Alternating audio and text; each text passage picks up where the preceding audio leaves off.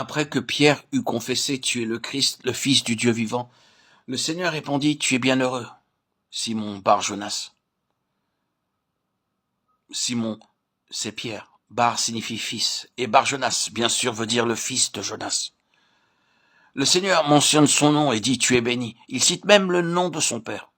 Ainsi, ce Simon qui a été béni, ce n'était pas un Simon parmi d'autres. Simon, mais uniquement Simon, le fils de Jonas. Ensuite, le Seigneur lui dit « Tu es Pierre ». Tout cela nous montre que cette révélation est très personnelle, mais que cette déclaration ou confession est aussi très personnelle. Ceux qui n'ont pas fait cette confession ne peuvent pas avoir de part à cette bénédiction. Ce rocher signifie trois choses. Il est Christ, le Fils du Dieu vivant. Le Fils du Dieu vivant que Dieu a révélé. Et le Fils du Dieu vivant que Pierre a confessé. Ce rocher auquel notre Seigneur fait allusion renferme ces trois significations. Christ, Fils du Dieu vivant. Christ, le Fils du Dieu vivant que Dieu a révélé. Et Christ, le Fils du Dieu vivant que Pierre a confessé. Tu es Pierre, et sur ce roc je bâtirai mon église.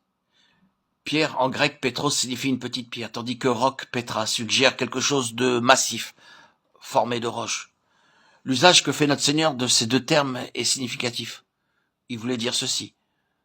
Tu es une petite pierre, Pétros, et je bâtirai mon église sur cette pierre massive, Pétra.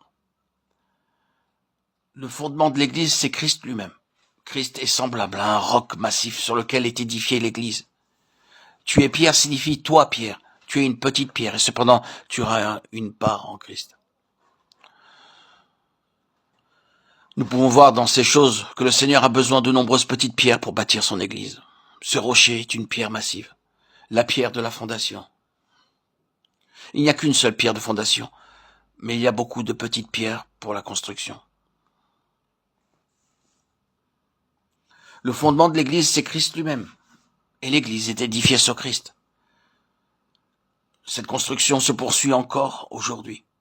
Le Seigneur édifie une petite pierre après l'autre. En vue de cela, quiconque désire être un vase utile pour Dieu dans l'Église doit connaître à la fois que le Seigneur Jésus est le Christ de Dieu et aussi qu'il est le Fils de Dieu. Nous devons le voir non seulement comme le Sauveur, mais aussi comme le Christ établi par Dieu afin d'accomplir son dessein. L'Église doit avoir cette révélation. Elle doit être porteuse de ce témoignage. Elle doit pouvoir faire cette déclaration pour que les portes du Hadès ne prévalent pas contre elle. Toutes les tentations que le méchant pourra rassembler et toute son œuvre de mort ne prévaudront pas contre cette Église. L'Église vaincra toute la puissance de Satan par la révélation intérieure de la personne de Christ et par la parole du témoignage exprimé ouvertement. Alléluia, alléluia, alléluia. Les portes du Hadès ne prévaudront pas contre elle et la mort sera engloutie par la vie, car le Seigneur édifie son Église sur ce rocher. Amen. Gloire à Dieu au plus haut des cieux, et paix sur la terre aux hommes qu'il aime. À toi, Seigneur, tout honneur et toute gloire pour les siècles des siècles. Alléluia.